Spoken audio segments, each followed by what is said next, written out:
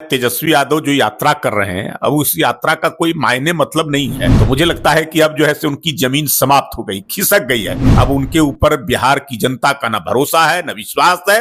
उनको कहीं दूसरे जगह किसी रोजगार तलाशना चाहिए। हमेशा ईवीएम हैक कर लेती है, इसलिए इतनी सीट ला पा रही है। तो इन मुद्दों पे आप क्या अपनी राय? ईवीएम तो हैक हो गई झारखंड में।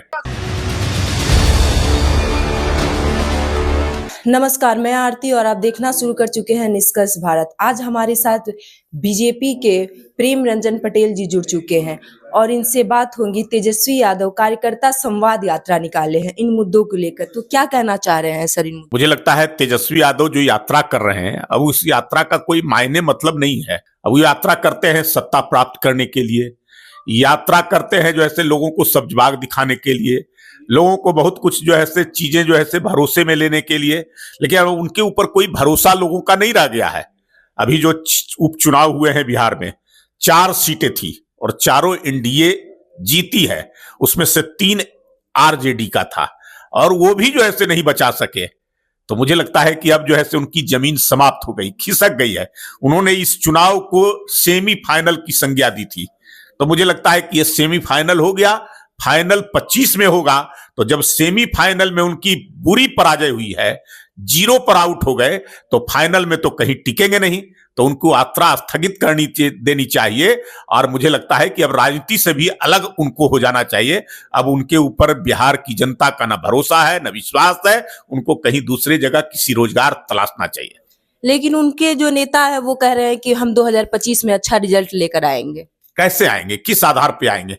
हर बार वो बोलते हैं। 2020 में भी वो सपना देख रहे थे मुख्यमंत्री बनने का, बहुत बड़ी बड़ी बातें किए थे।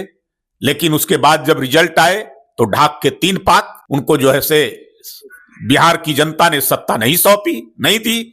उसी प्रकार 2024 का जो लोकसभा चुनाव हुआ, महागठबंधन बना करके और भाजपा को, एनडीए को रोकने के लिए पूरी कवायद उन्होंने किया और इतने बड़े बड़े सपने देखे। इस प्रकार से लगा कि जो है से पूरा बिहार से समाप्त कर देंगे एनडीए को, लेकिन नहीं हो सका। न बिहार में समाप्त हुआ और न देश में समाप्त हुआ। फिर से नरेंद्र मोदी जी तीसरी बार देश के प्रधानमंत्री बने।